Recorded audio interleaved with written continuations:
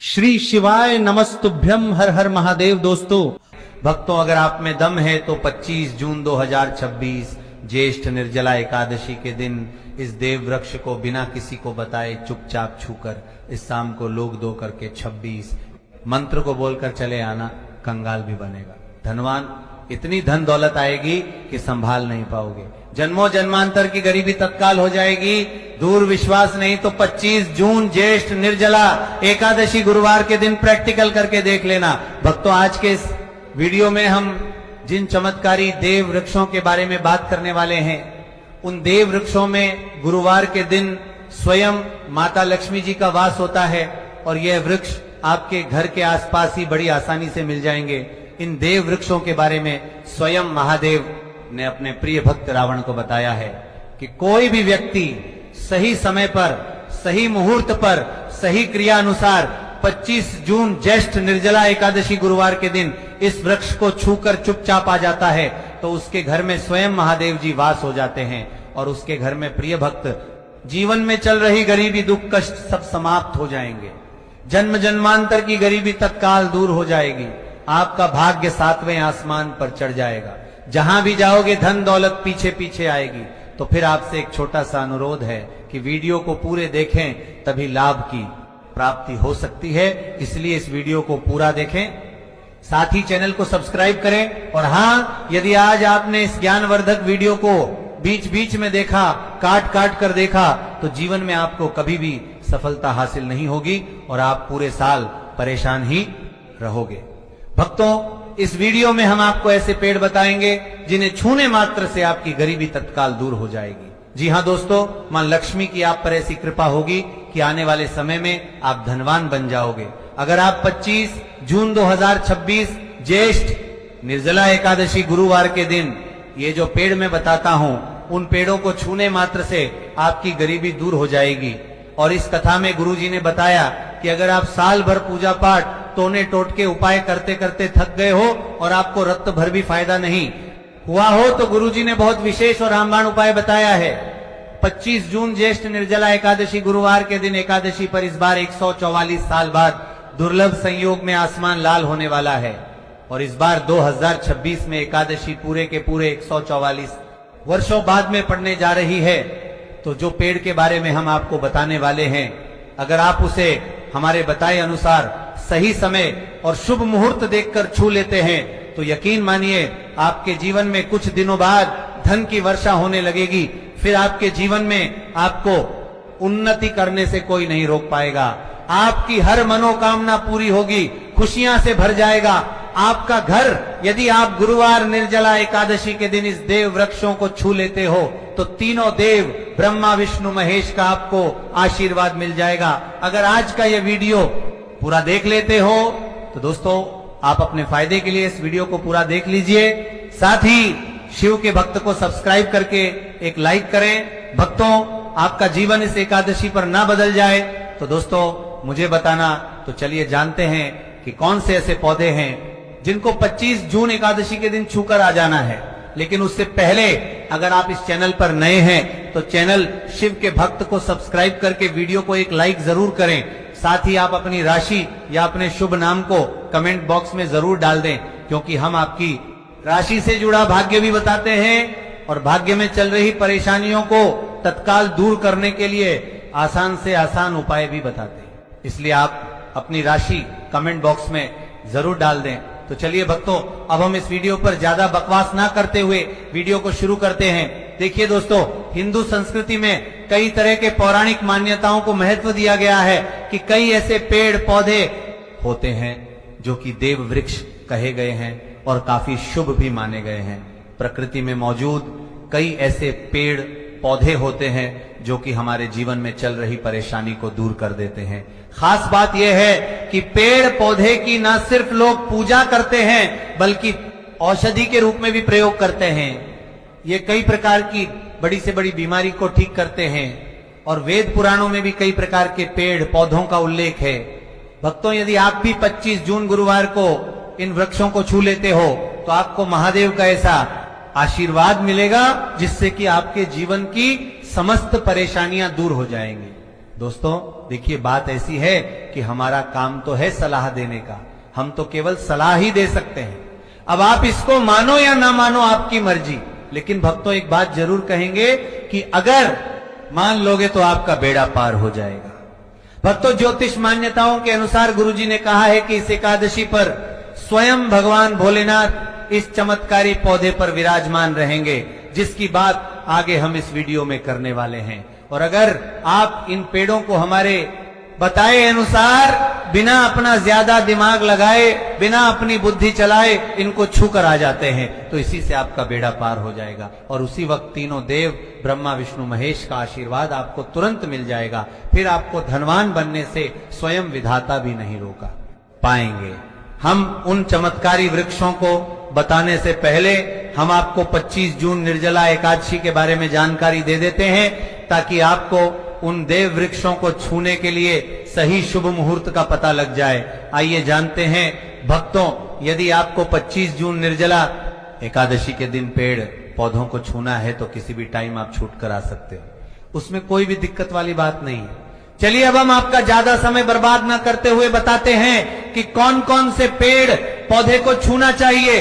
दोस्तों, हमारे पास था बहरिया, कामितानिया आपका ज्यादा हिंदू धर्म में देवी माता रानी के अनेक स्वरूप कहे गए हैं, जिसमें वृक्षों को भीमा देवी के स्वरूप कहा जाता है।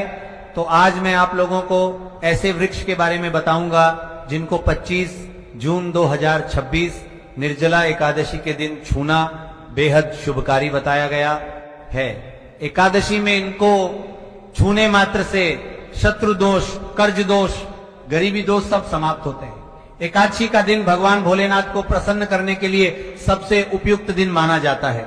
और एकादशी के पावन पर्व में कुछ ऐसे वृक्ष हैं जो कि देव वृक्ष कहे गए हैं, देवी वृक्ष कहे गए हैं। यह देवी के स्वरूप होते हैं, माता काली के स्वरूप होते हैं। और हमारे धर्म में पेड़ पौधे को देवी देवता मान करके हम इनकी पूजा करते हैं, और हमें पूजा भी जरूर करनी चाहिए।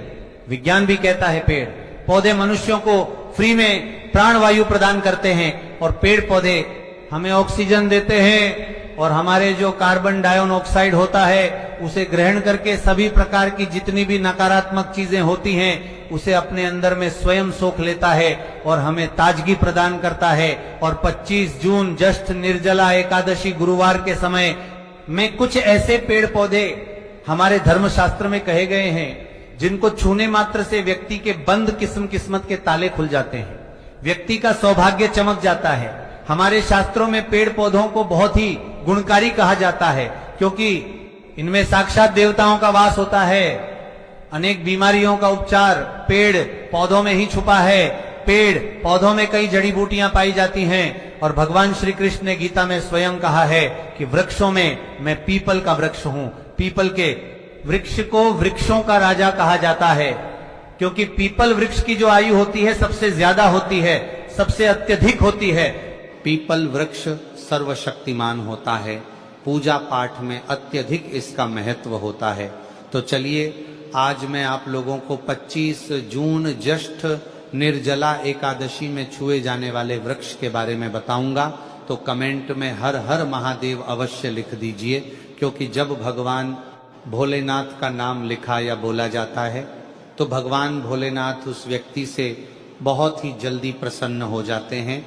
दोस्तों, हमारे धर्मशास्त्र में अनेक ऐसे वृक्ष हैं जिन्हें कल्याणकारी और मंगलकारी माना गया है। ये वृक्ष केवल पर्यावरण के लिए नहीं बल्कि हमारे जीवन के लिए भी बेहद महत्वपूर्ण होते हैं। खासकर अगर आप इन वृक्षों को छूते हैं तो आपकी सारी परेशानियां, कष्ट, दुख और तकलीफें खत्म हो जाती हैं। एकादशी व्रत पर इन वृक्षों का असर कई गुना बढ़ जाता है। इस दिन शक्ति धरती लोक में आ जाती है और इस दिन हर वस्तु में प्राण और चेतना का संचार होता है। जब यह शक्ति पूरे ब्रह्मांड में फैली होती है तो जितने भी पेड़ पौधे, जीव जंतु और चल अचल वस्तुएं हैं, सब में शक्ति जागृत हो जाती है। इस विशेष समय में अगर आप देवी स्वरूप कहे गए पेड़ पौधों को जाकर छू लेते हैं तो आपके जीवन के सारे दुख, कष्ट, रोग और परेशानियां समाप्त हो जाती हैं। खासकर काल, सर्प दोष, मंगल दोष, नर दोष और राहु दोष जैसी समस्याएं तत्काल अपना असर छोड़ देती है और पूरी तरह समाप्त हो जाती है। भक्तों, आज मैं आपको 4 से 5 देव वृक्षों के बारे में बताने जा रहा हूं, जिन्हें हमारे धर्मशास्त्र में बहुत महत्वपूर्ण माना गया है।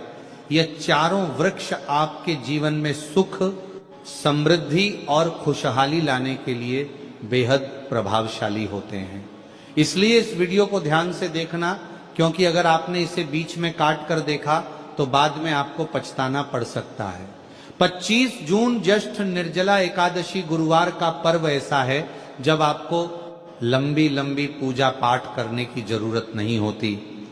बस अगर आप इन विशेष वृक्षों को एकादशी के दिन सही तरीके से छू लेते हैं और का आशीर्वाद लेते हैं तो आपकी सारी समस्याएं और गरीबी खत्म हो सकती हैं। ये वृक्ष इतने शक्तिशाली होते हैं कि आप अपनी आंखों से इनका असर देख सकते हैं, और खास बात यह है कि ये सारे देव वृक्ष आपके आसपास आसानी से मिल सकते हैं, तो आप इन्हें अपने घर के पास से ही ढूंढ सकते हैं। तो अब हम बात करते हैं कि कौन से वे 3 वृक्ष हैं जिन्हें हमें 25 जून निर्जला एकादशी गुरुवार के दिन छूकर आना चाहिए। यह वृक्ष ना सिर्फ आपके जीवन को खुशहाल बनाते हैं, बल्कि आपकी गरीबी और दुख दर्द को भी समाप्त कर देते हैं। इसलिए मैं चाहूंगा कि आप 25 जून निर्जला एकादशी को इन वृक्षों की पूजा जरूर करें और इन्हें छुएं, क्योंकि इस दिन इन वृक्षों की पूजा करने से आपको अनगिनत लाभ मिल सकते हैं। चलिए भक्तों, अब हम जानते हैं कि वे देव वृक्ष कौन से हैं जिन्हें छूने से हमारी गरीबी खत्म हो जाती है और जीवन में सुख समृद्धि का आगमन होता है। पहला वृक्ष है बेल का वृक्ष, जिसे हम खास तौर पर पूजा में इस्तेमाल करते हैं।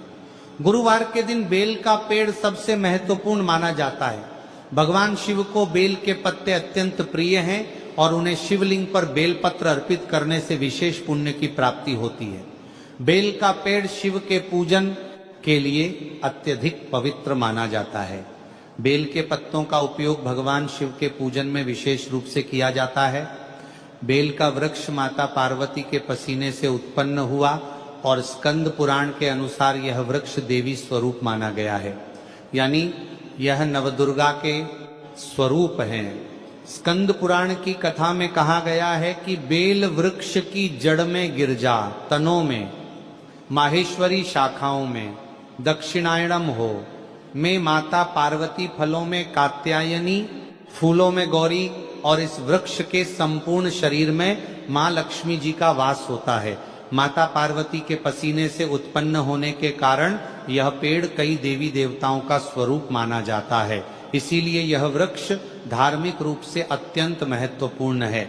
अगर आप संध्या काल में शिव मंदिर या नवदुर्गा मंदिर के पास बेल के वृक्ष के नीचे घी का दीपक जलाते हैं तो व्यक्ति धनवान, गुणवान और पराक्रमी बनता है। इस पेड़ के स्पर्श से व्यक्ति के सभी मनोरथ पूरे होते हैं। इस पेड़ को छूने से पहले आपको एक खास मंत्र भी बोलना चाहिए। वह मंत्र है दर्शन बिल्व वृक्षस्य स्पर्शम पाप नाश अघोर पाप संहार। एक बिल्वम शिवार्पणम का अर्थ है कि बेल वृक्ष का दर्शन और स्पर्श करने मात्र से सभी पाप समाप्त हो जाते हैं और शिव को चढ़ाया गया एक बेलपत्र अघोर पापों का नाश करता है। तो 25 जून ज्येष्ठ निर्जला एकादशी गुरुवार के दिन इस बेल के वृक्ष को छूकर अपनी मनोकामना बोलिए और फिर चुपचाप आकर वापस आ जाइए। आपके सभी कष्ट, दुख और पाप समाप्त हो जाएंगे और आप धन, सुख और समृद्धि प्राप्त करेंगे। दोस्तों, अब मैं आपको दूसरे पौधे के बारे में बताता हूं जो भी बहुत ही महत्वपूर्ण है। यह पौधा है शमी का वृक्ष। शमी के वृक्ष को हमारे धर्मशास्त्र में जगदम्बा के स्वरूप के रूप में पूजा जाता है। यह स्वयं मां जगदम्बा का स्वरूप है और इस पर मां जगदम्बा साक्षात विराजमान रहती हैं। अगर आप 25 जून ज्येष्ठ निर्जला एकादशी के दिन संध्या काल में शमी के वृक्ष के नीचे धूप और दीपक जलाते हैं तो आपकी सारी परेशानियां और कष्ट दूर हो जाते हैं। इसके अलावा शमी की जड़ में सिंदूर डालने से व्यक्ति को अच्छे स्वास्थ्य की प्राप्ति होती है। जो लोग लंबे समय से बीमार हैं उनके लिए यह एक बहुत अच्छा उपाय है। यदि आपके घर में कोई सदस्य लंबे समय से बीमार पड़ा है तो आप उस व्यक्ति के शरीर से 7 बार सिंदूर उतारकर शमी की जड़ में डाल सकते हैं। इससे उनके रोग जल्दी ठीक हो जाएंगे। इसके अलावा यदि आप बीमारी से बचना चाहते हैं और निरोग रहना चाहते हैं तो शमी की जड़ में सिंदूर डालने से यह आपका रोग नाश कर सकता है। आपको 25 जून निर्जला एकादशी के दिन शमी के वृक्ष को छूकर अपनी मनोकामना बोलनी है। जब आप इसे करेंगे तो आप देखेंगे कि आपकी मनोकामना पूरी हो जाएगी और आपकी दरिद्रता समाप्त हो जाएगी। इस दिन शम के वृक्ष के प्रभाव से आपको अपार लाभ मिल सकता है। तो इस महाशिवरात्रि पर शम के वृक्ष का आशीर्वाद लेकर अपने जीवन में खुशहाली और समृद्धि लाएं। दोस्तों, अब हम बात करेंगे तीसरे वृक्ष की, जिसे देव वृक्ष भी कहा जाता है। यह वृक्ष है पारिजात का वृक्ष। पारिजात का वृक्ष समुद्र मंथन से उत्पन्न हुआ था और इसे देवराज इंद्र के नंदन वन में स्थापित किया गया था। बाद में भगवान श्री कृष्ण ने इस वृक्ष को मानव कल्याण के लिए धरती पर लाया था। यह वृक्ष लक्ष्मी का स्वरूप माना जाता है क्योंकि माता लक्ष्मी भी समुद्र मंथन से उत्पन्न हुई है। यह माना जाता है कि अगर किसी व्यक्ति के शरीर में थकान या पीड़ा हो या व्रत के दौरान परेशानी हो तो शाम के समय पारिजात के वृक्ष को छूने से ये सारी परेशानियां दूर हो जाती हैं। आप 25 जून निर्जला एकादशी गुरुवार के दिन जब भी समय मिले इस वृक्ष को छू सकते हैं और विशेष लाभ प्राप्त कर सकते हैं। अगर आप इस वृक्ष के नीचे 25 जून निर्जला एकादशी के दिन घी का दीपक जलाते हैं और इसकी जड़ में थोड़ा सा सिंदूर डालते हैं तो आपके सभी प्रकार की मनोकामनाएं पूरी हो सकती हैं। लेकिन आपको एक प्रार्थना जरूर करनी है। वह प्रार्थना है, हे पारिजात वृक्ष, आप देवी स्वरूप हैं, कृपया हमारी सारी परेशानियां दूर करें।